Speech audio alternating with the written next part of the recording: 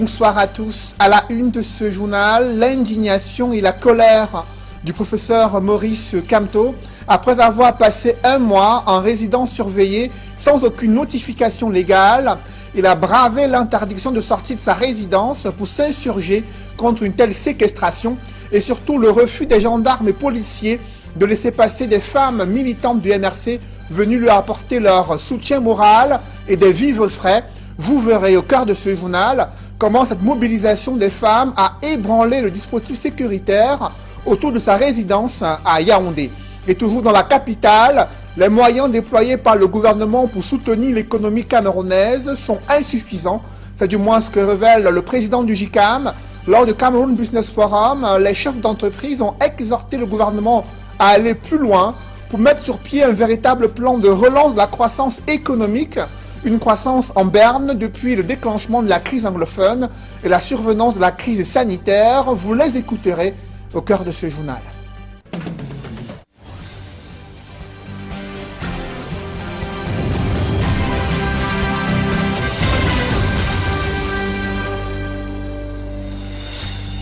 Merci de suivre cette édition complète de l'information sur Equinox Télévision. D'abord, la question des infrastructures routières qui reste préoccupante dans la capitale économique du Cameroun.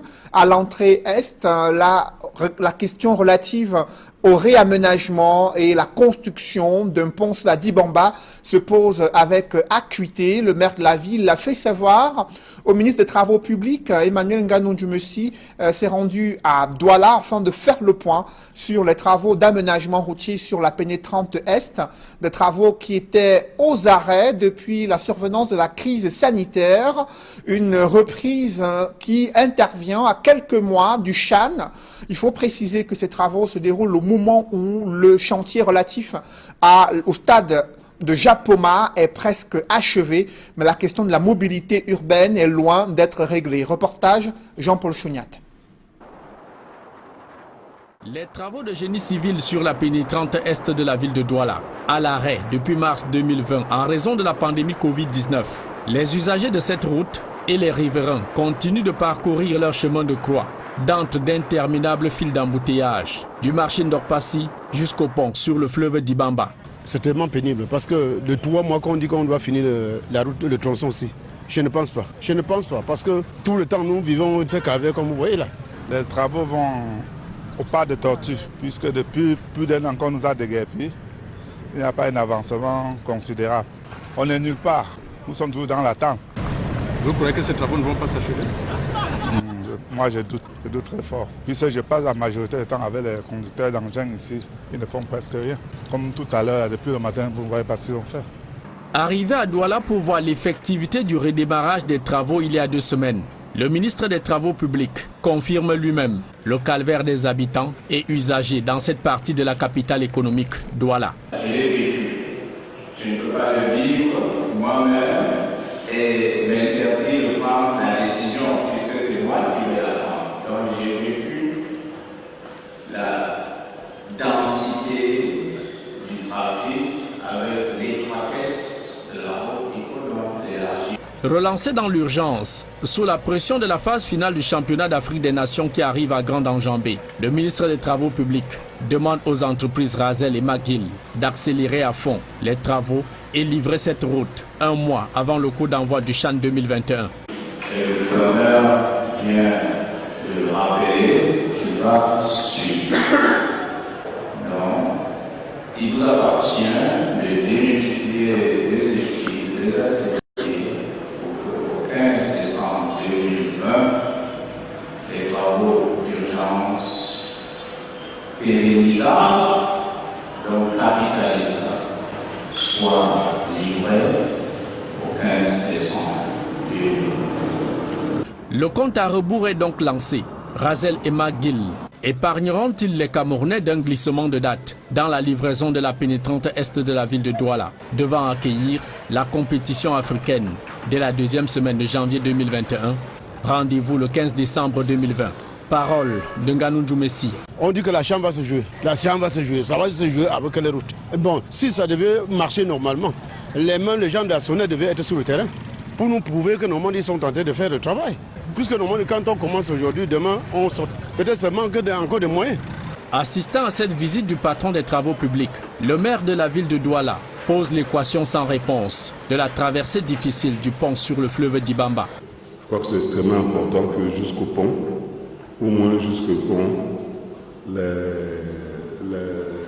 on puisse éviter les embouteillages, aussi bien du côté de Douala en sortant qu'en arrivant du côté de la Dibamba.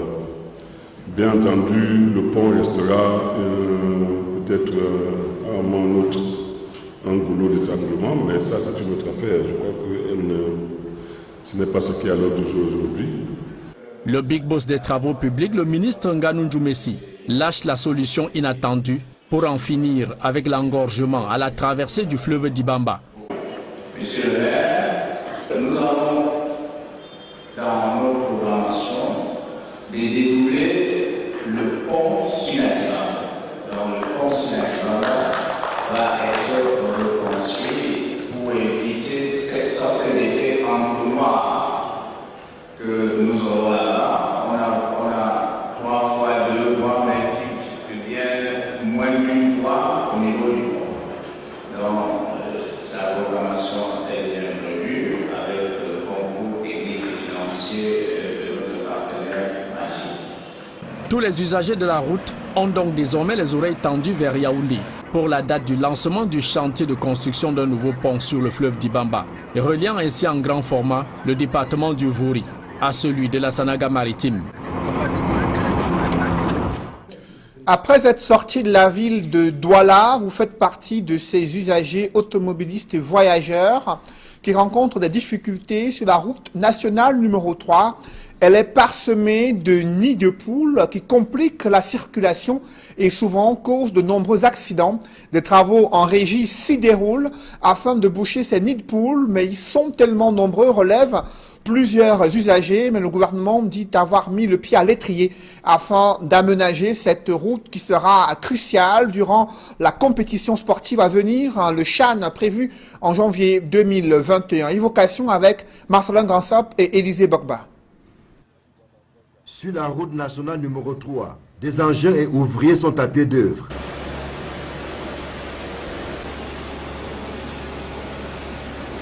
Les travaux en cours consistent au bouchage des nids de poules qui jonchent cet axe stratégique et accidentogène.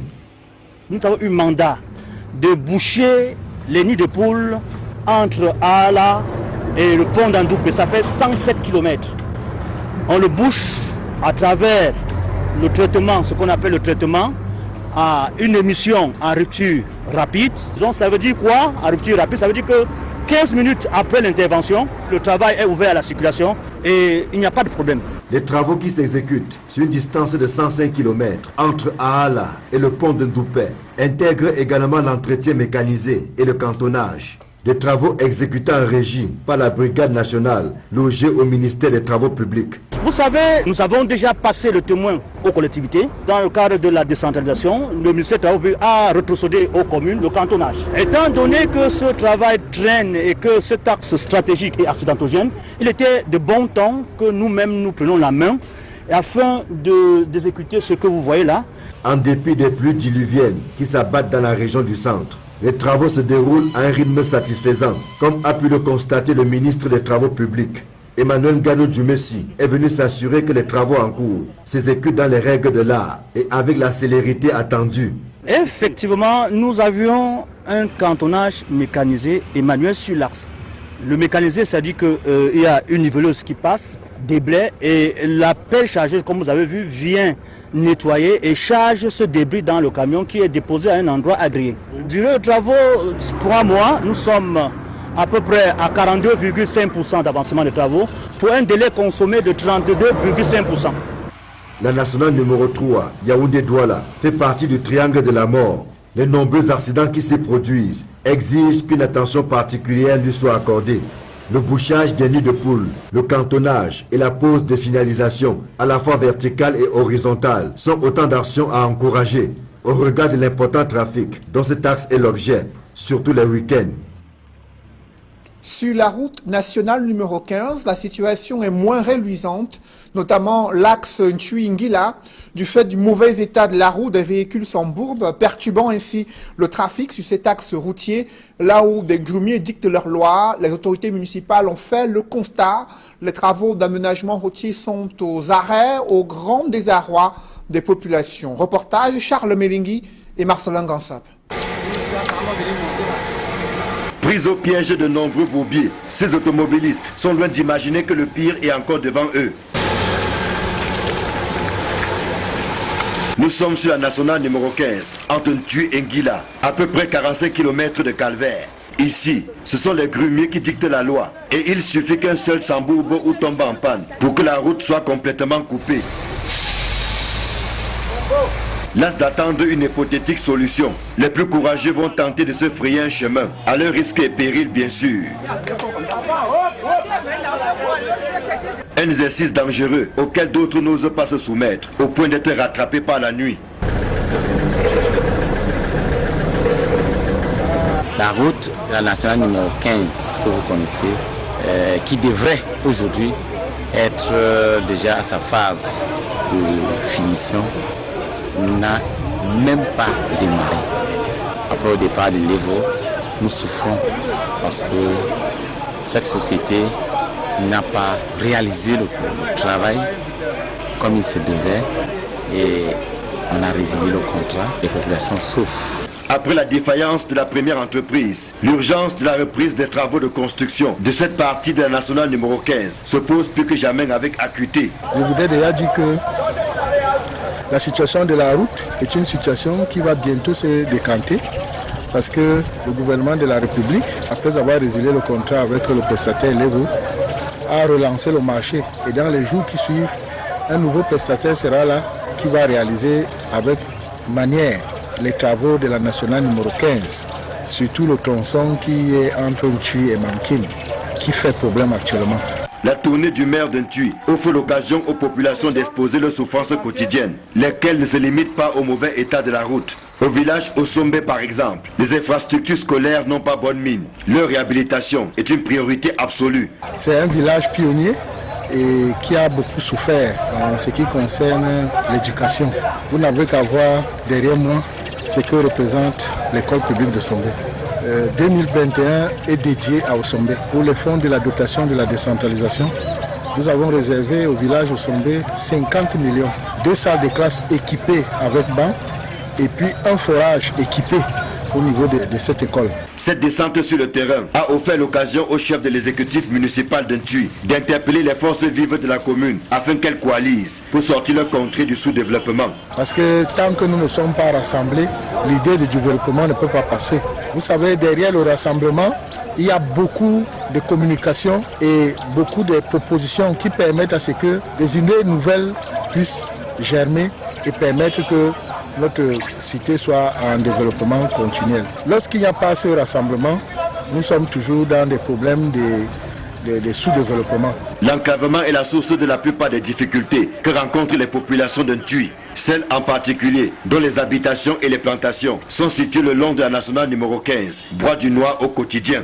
Elles attendent désespérément la lumière qui annoncera la reprise des travaux sur cet axe stratégique. Au ministère des Travaux publics, l'on dit tenir le bon bout dans la perspective de la reprise imminente des travaux. Le traitement des points critiques est également à l'ordre du jour pour parer au plus pressé en cette saison de grande pluie. Les mesures gouvernementales prises jusqu'ici pour soutenir le secteur privé sont insuffisantes aux yeux des chefs d'entreprise pour faire face à l'impact économique de la crise sanitaire et la crise anglophone. Le président du GICAM, Célestin Tawamba, l'a fait savoir au Premier ministre. C'était lors du Cameroon Business Forum, une édition qui s'est tenue pour la première fois à Yaoundé, dans les services du Premier ministre, contexte sanitaire invoqué pour justifier un tel changement. Pour autant, le secteur privé insiste, il faut que le gouvernement dote le Cameroun de véritables moyens pour un véritable décollage économique capable d'impulser l'essor des entreprises et des champions au Cameroun. D'autres détails avec Donald Brice Kamgan. Avec 3% de décroissance de son PIB projeté en 2020, le Cameroun connaîtra sa première récession depuis 30 ans. Le président du groupement interpatronal du Cameroun l'a souligné devant le chef du gouvernement à l'ouverture du Cameroun Business Forum. Les restrictions liées à la lutte contre le coronavirus ont eu des effets catastrophiques sur les activités des entreprises, touchées à 97%, le chiffre d'affaires ayant baissé de 310 milliards de francs CFA. Pour Célestin Tawamba, il faudra des mesures fortes pour relever le secteur privé. La mise en place de fonds de soutien aux grandes et petites et moyennes entreprises, avec les emprunts garantis par l'État pour obtenir des taux bonifiés. L'octroi des subventions à certaines filières, des secteurs très touchés par la pandémie, nous pensons notamment au tourisme. Enfin, des mesures d'ordre économique et structurel, notamment la promotion de la filière prioritaire, la promotion de local content, la promotion des champions nationaux et la préférence nationale. Un secteur privé qui réclame près de 2 000 milliards de dettes à l'État, le patron du GICAM révèle que pour 70% d'entreprises, les mesures de soutien récentes prises par le gouvernement sont insuffisantes. Une préoccupation qui tient à cœur le GICAM, la réforme du modèle fiscal, sortie de la fiscalité basée sur le chiffre d'affaires pour une fiscalité basée sur le bénéfice. Ramener à l'impôt frôle les 80, 60, 100%, 300% pour certaines entreprises, dont le débat, c'est sur le principe, c'est sur le minimum, ce n'est pas sur le taux. La Chambre de commerce, pour sa part, a insisté sur la nécessité d'investir sur les infrastructures et capaciter les entreprises pour les aider à produire plus et mieux pour le marché national et africain, mais aussi favoriser la consommation locale. En consommant les biens et services locaux, nous donnons des moyens aux entreprises et à travers elles, à l'État, pour créer plus d'emplois et bâtir une économie plus résiliente. Ceci s'adresse aussi aux grands consommateurs qu'est l'État camerounais. Le gouvernement, pour sa part, a présenté les grandes lignes de sa stratégie de réponse au coronavirus et de résilience économique et sociale, étalée de 2020 à 2022, d'une enveloppe de près de 480 milliards de francs CFA avec une partie dédiée au secteur privé. 72,7 milliards ont été orientés vers le renforcement de la résilience des entreprises à travers le décret du Premier ministre fixant la répartition de la dotation du dit compte d'affectation spéciale. Toutefois, force est de constater que les mesures prises jusqu'ici par le gouvernement sont essentiellement des mesures immédiates de résilience et de sauvetage face aux conséquences de la pandémie. Les pouvoirs publics considèrent qu'il est nécessaire de renforcer l'efficacité de ces mesures sur le long terme.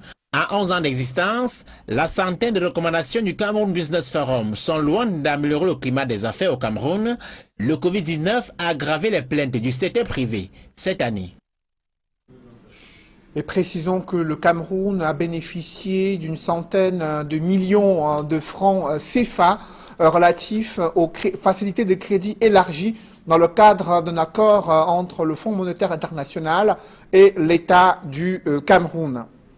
Parlons à présent du système de mi-temps scolaire, préoccupation majeure pour la communauté éducative, véritable casse-tête dans le département du Mungo, là où des enseignants ont du mal à pouvoir tenir dans le cadre de ce système du mi-temps scolaire.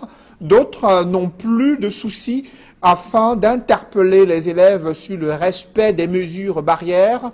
Les élèves eux-mêmes s'en soucient de moins en moins, à savoir porter le masque ou respecter la distanciation sociale. C'est le constat que font Jacques Molon et Isabelle Carole Zoupette dans ce reportage. La plupart dorment pendant les cours. 3 semaines après la rentrée scolaire 2020-2021, dans un contexte marqué par la pandémie de Covid-19, le système de mi-temps, imposé par les autorités pour respecter les effectifs de 50 élèves par classe, afin d'éviter toute propagation de cette pandémie en milieu scolaire, est un véritable casse-tête pour les élèves ainsi que le corps enseignant. À Loum, dans le département du Mungo par exemple, dans plusieurs lycées et collèges, les cours sont dispensés à la va-vite, faute de temps, qui a été réduit en vue de respecter cette mesure. Les professeurs ne prennent pas le temps de bien expliquer, ils vont très vite, ça nous donne du mal à retenir les cours. Oui, non, par jour, on a 4 heures de cours au lieu de 8 heures qu'on avait avant. Le professeur, lui, il a réduit, il donne rien que l'essentiel des cours. Le reste, on néglige. On donne les grands axes là, on donne un peu de détails, c'est fini. Une situation bien plus difficile pour ceux de l'après-midi. Bon nombre d'élèves se livrent au petit commerce et autres activités en matinée avant de regagner l'école. Conséquence, la plupart dorment pendant les cours et se plaignent également de la chaleur accablante qui ne facilite pas la compréhension. Les élèves qui arrivent pour fréquenter le soir, ils arrivent et dorment seulement. C'est le cas de maintenant, les élèves qui sont en train d'arriver pas seulement dormir. Nous qui venons après les premiers élèves du matin, le prof n'a pas la même énergie du matin pour nous donner cours. Il arrive parfois que certains points qu'on explique le matin, on ne explique pas ça le soir. D'autres sont en avance, nous on est en arrière. Les enseignants et chefs d'établissement énoncent les mêmes difficultés et peinent jusqu'ici à trouver des solutions adaptées. Nous sommes en train de voir dans quelle mesure on va instaurer les cours en ligne. La difficulté avec les cours en ligne, c'est que beaucoup d'élèves et même les enseignants n'ont pas de téléphone Android. Nous sommes donc en train de voir comment est-ce qu'il peut y avoir d'autres cours avec le groupe d'élèves qui devait plutôt rentrer à midi. On ajoute 2 heures, 3 heures pour le prof qui n'a pas cours parce qu'il y a des emplois de temps qui ont été faits. Malgré ces difficultés, il va obligatoirement falloir se plier à ce système pour lutter contre cette pandémie qui continue de faire des ravages dans le monde. C'est une scène surréaliste vécue devant la résidence du professeur Maurice Kamto à Yaoundé. Des gendarmes et policiers ont été mobilisés en renfort à l'annonce de la venue des militantes du mouvement pour la renaissance du Cameroun. En compagnie des avocats, elles ont été, dans un premier temps, interdites d'accès à la rue qui mène au domicile du président national du MRC au quartier Santa Barbara à Yaoundé. Mis au courant de cette situation, le professeur Maurice Kamto est sorti de sa réserve. Il a bravé le cordon de sécurité pour se retrouver hors de son domicile. À peine a-t-il fait quelques pas qu'il s'est retrouvé encerclé par une escouade de forces de sécurité exigeant des explications et des documents légaux pour justifier sa mise en résidence surveillée. Il n'a reçu aucune réponse concrète. Vous le voyez en image. Le renfort des gendarmes et policiers ce matin devant la résidence du professeur Maurice Kamto, résidence encerclée par les forces de sécurité depuis un mois. Et ce matin, il attendait une visite, celle des femmes militantes du mouvement pour la renaissance du Cameroun. Elles ont été interdites de se rendre à son domicile. Elles portaient des vivres frais qui ont pu être transférés dans le domicile de Maurice Kamto. Mis au courant de la situation, il est sorti de chez lui et pour dénoncer sa séquestration et exiger des explications sur l'attitude des forces de l'ordre qui interdisent qu'il reçoive des visites. Les commandants de compagnie de gendarmerie et commissaires de police lui ont fait savoir qu'ils appliquent les instructions. Indigné de l'interdiction faite à ses militants de le rencontrer, le professeur Maurice Kamto a demandé que les vivres frais portés en son nom soient placés hors de sa résidence et remis aux forces de l'ordre car elles ont décidé de ne rien laisser passer chez lui. On rappelle, cela fait déjà 30 jours que le président national du MRC est mis en résidence surveillée de fait. Après avoir dénoncé le caractère illégal de cette assignation à résidence, les experts des droits de l'homme de l'ONU et une partie de la classe politique ont demandé sa libération. Et aux dernières nouvelles, 3 femmes militantes du MRC ont pu accéder à son domicile. Nous y reviendrons avant la fin de ce journal. Parlons à présent de cette déclaration de Cellou Dalein Diallo, qui est le principal challenger du président sortant Alpha Condé, lui qui appelle les Guinéens à se mobiliser dans les rues pour contester les tripatouillage autour de ce scrutin électoral. Cependant, il appelle les forces de l'ordre à plus de retenue, précisant que les Guinéens ont le droit constitutionnel de manifester et d'exprimer leur opinion politique. Je vous invite à suivre Cellou Dalein Diallo, qui est le principal challenger du président sortant Alpha Condé en Guinée-Conakry. Beaucoup d'entre vous ont voté pour moi parce qu'ils sont militants de l'FDG, d'autres en suivant les consignes des partis membres de l'Alliance nationale pour l'alternance et la démocratie, mais beaucoup d'autres parce que vous voulez l'alternance et vous êtes contre le 3e mandat. Aux uns et aux autres, je dis merci. Maintenant, il s'agit pour nous tous de lutter pour préserver, pour défendre notre victoire. Et vous savez qu'elle est menacée par Alpha Condé, qui n'a pas eu de lecteurs, mais qui a une armée de fraudeurs. Ils ont transformé les suffrages que vous avez exprimés en notre faveur en faveur de Alpha Condé. Nous ne devons pas l'accepter. L'UFDG, en association avec les autres partis qui nous soutenus et qui sont membres de l'ANAD, vient de publier les vrais résultats de l'élection du 18 octobre. Ces résultats montrent clairement que votre candidat, celui que vous avez élu, l'a été avec 53% des suffrages exprimés dans les urnes. Il faut maintenant que nous nous mobilisions pour défendre cette victoire. Vous vous battez déjà de façon héroïque à Conakry et à l'intérieur du pays. Malgré la répression sauvage, malgré les arrestations arbitraires, malgré les intimidations, le combat est héroïque et il sera inévitablement victorieux. Certes, malheureusement, nous avons perdu beaucoup de nos camarades. Je voudrais présenter nos condoléances à leurs proches et à vous-même qui êtes en train de vous battre sur le terrain. Mes chers compatriotes, je compte sur vous pour continuer le combat jusqu'à la victoire. En attendant, je suis prisonnier. Je vous adresse ce message de chez moi, certes, mais entièrement séquestré. Toutes les issues sont fermées par les agents de forces de défense et de sécurité. Personne ne peut entrer dans mon domicile, personne ne peut en sortir. Alpha Condé a décidé ainsi, c'est contraire à la loi, c'est une violation flagrante de mes libertés, mais ça fait partie des sacrifices que je suis obligé, moi aussi, de consentir. Bientôt, vous fêtez ensemble la victoire définitive sur la tyrannie et la dictature pour que règne en Guinée une démocratie apaisée, rassemblant et réconciliant tous les fils du pays. Je vous remercie. Les résultats officiels de cette élection présidentielle en Guinée-Conakry ne sont pas encore connus. Seuls quelques résultats partiels continuent d'être publiés, proclamés par la Commission électorale nationale indépendante en Guinée-Conakry. Les premiers résultats donnaient une avance au président sortant Alpha Condé.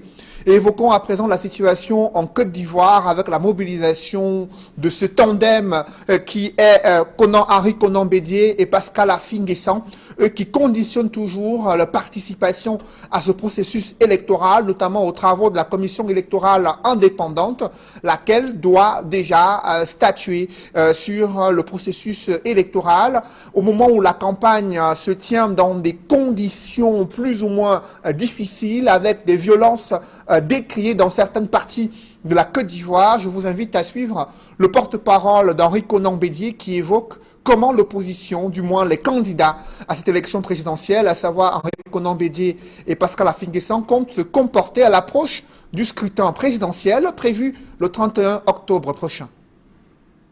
Les discussions étaient ainsi en cours de finalisation quand le ministre de l'Administration du Territoire et de la Décentralisation invita les partis politiques de l'opposition à une rencontre présidée par monsieur le Premier ministre, rencontre à laquelle les membres de la délégation des deux candidats ont refusé de participer eu égard à ce qui précède. Les candidats Henri Konan Bédié et Pascal Affi-N'Guessan auraient formulé comme demande la restructuration de la CEI avec un poste supplémentaire pour l'opposition et un poste de vice-président pour le PDCI Erdina.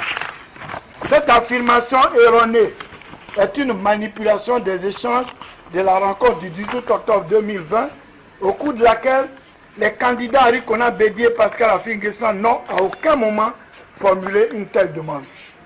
Les candidats Henri Konan Bédié et Pascal Affi-N'Guessan portent à la connaissance de la communauté nationale et internationale, et surtout de la CEDEAO, qui ne se reconnaissent nullement dans cette affirmation du gouvernement qui ne reflète en rien les discussions avec la délégation ministérielle de la CEDEAO.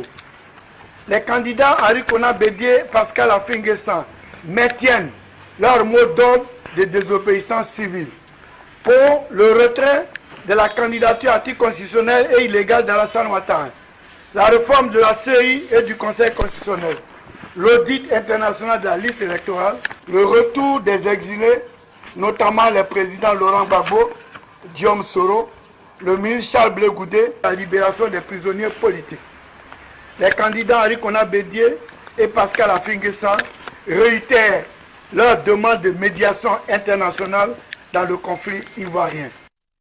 Et au Cameroun, je vous le précise concernant la situation du professeur Maurice Kamto, dernière nouvelle, aucune des femmes militantes du mouvement pour la renaissance du Cameroun n'ont pu accéder au domicile du président national du MRC. Elles ont essayé de passer cette escouade de forces de gendarmerie et de police. Elles ont reçu une forme de non-recevoir. Seuls les vivres frais ont pu traverser les gendarmes qui ont essayé de les faire entrer dans le domicile de Maurice Kamto. Il s'y est opposé lui aussi. Il est sorti de sa résidence pour exiger des explications sur les raisons pour lesquelles il était assigné à résidence depuis près d'un mois sans avoir été notifié sur le plan judiciaire. Je vous invite à présent à suivre Thiriane Balbine Noah, vice-présidente du MRC, qui revient sur les circonstances de leur démarche et la fin de non-recevoir qui leur a été opposée par les forces de l'ordre et la gendarmerie. Alors déjà, c'est pas aujourd'hui que je l'ai annoncé, je ne pouvais pas annoncer une visite aujourd'hui, elle a mené aujourd'hui, je l'ai annoncé il y a quelques jours. Alors la visite consistait essentiellement à ce qu'elle est une visite à notre président national qui est séquestré depuis un mois déjà. Depuis un mois, il est sans visite et nous avons estimé, parce qu'ayant causé avec lui, il était temps que nous réagissions face à la pénurie naturelle des vivres qui sévissait déjà dans son domicile. Voilà pourquoi nous n'avons pas justement voulu rendre cela officiel.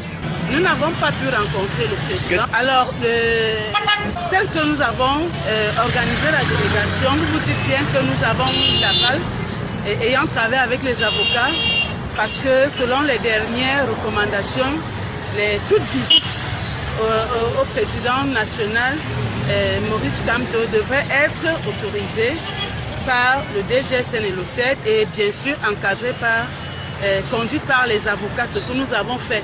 Et nous pensions justement que n'ayant pas mobilisé la population, parce que le but n'était pas une mobilisation forte de la population, le but n'était pas de venir affronter les forces de l'ordre, le but c'était de venir rencontrer notre président national et sa famille et leur donner quelques vivres. Alors nous sommes, selon les entretiens que nous avons eus avec le collectif des avocats, nous sommes effectivement rendus à son domicile et peut-être vous ne l'avez pas constaté parce que voilà, vous voyez, je n'ai pas de téléphone sur moi, tout était interdit, les prises de vue et autres. Nous n'avons pas pu rencontrer le professeur Maurice Kamto, le président national, nous n'avons pas pu le rencontrer parce que les forces de l'ordre nous l'ont défendu. Donc, ce qui a été fait, c'est qu'ils ont fait descendre les vivres des véhicules que nous avons apportés et sous très haute surveillance d'ailleurs. Il y en a qui étaient très belliqueux. On se dit que peut-être qu'ils sont dans leur rôle, mais c'est quand même dommage que nous sommes venus pour rendre visite au président. Vous avez peut-être pris quelques vues, il n'y avait pas une forte population. Donc en réalité, il n'y avait pas de mouvement d'humeur. Nous n'avons pas pu rencontrer le président élu, mais nous avons apporté les vivres qui ont été réceptionnés dans leur majorité. On nous a chassés, après qu'on a descendu les vivres, on nous a chassés des lieux. Donc les photos, nous n'avons pas pu les prendre pour assurer après la pérennité de l'information. Nous pouvons retenir que nous avons fait descendre les vivres, mais nous ne savons pas s'ils vont arriver à destination. Okay. Cependant, ils nous ont rassuré qu'ils allaient faire entrer les vivres. Comment? Je ne peux pas vous le dire. Vous l'avez suivi, des propos de la vice-présidente du MRC, les femmes militantes de ce parti politique ont été chassées par les forces de police et de gendarmerie alors qu'elles venaient apporter un soutien moral et des vivres frais au président national du MRC, lequel lui aussi a refusé de recevoir ces vivres, dénonçant l'attitude des gendarmes qui empêchent qu'ils reçoivent des visites de la part des responsables politiques de son parti, le MRC. Et prenons tout de suite la route pour se rendre en Guinée-Conakry, où nous attendent nos envoyés spéciaux. Ils sont à la commission électorale indépendante, où le décompte continue de s'effectuer concernant les premiers résultats partiels de ce scrutin présidentiel. On fait le point avec nos envoyés spéciaux Emmanuel Job et Guy Zogo. 5 jours après la tenue de l'élection présidentielle, la Guinée-Conakry reste dans l'attente des résultats de ce scrutin. Ici, au siège de la Commission nationale électorale, ce sont donc des séances plénières qui se succèdent au sein de cette institution qui a la charge de compiler les résultats. Nous écoutons son porte-parole. Nous avons déjà compilé 10 procès-verbaux, ce qui signifie qu'il nous reste pratiquement 8 procès-verbaux au plan national. Il y a 8 procès-verbaux qui sont attendus de l'extérieur, parce qu'on avait bien la volonté que l'élection se tienne dans les 25 ambassades. Mais aujourd'hui, avec la situation liée à la Covid, et donc ce vote n'a pu être organisé dans ces 25 ambassades, la CENI s'achemine vers la fin de la partie qui la concerne, parce que dans le processus, la CENI organise les élections, elle supervise, elle proclame les résultats provisoires. Les résultats définitifs sont proclamés par la Cour constitutionnelle. S'agissant de l'ambiance dans la capitale et dans l'ensemble de la République de Guinée, de fortes tensions ont été signalées dans la journée d'hier. On a enregistré au total 9 morts suite à des affrontements entre les manifestants issus des rangs de l'opposition, notamment de l'UFDG, de Cellou Dalein Diallo et les forces de l'ordre. Ce matin, après le point sécuritaire fait par le ministre de la Sécurité, Albert Damantan Camara, c'est le ministre des Affaires étrangères qui a reçu l'ensemble du corps diplomatique accrédité ici en Guinée-Conakry pour faire un examen complet de la situation. Nous écoutons le ministre guinéen des Affaires étrangères. On a pris à témoin la communauté internationale sur les exactions, sur les appels à la violence.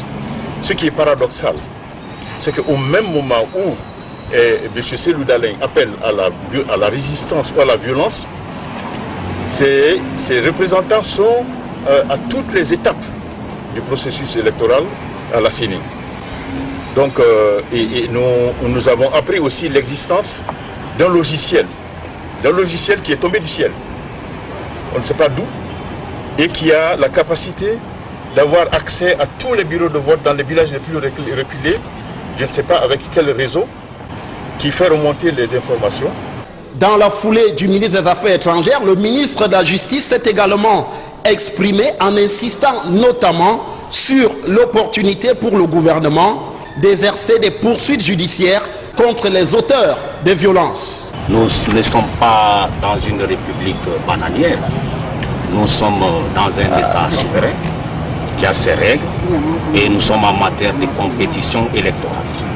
Nous tenons donc au respect des lois de la République et aucune velléité de déstabilisation des institutions ou de l'ordre public ne sera tolérée.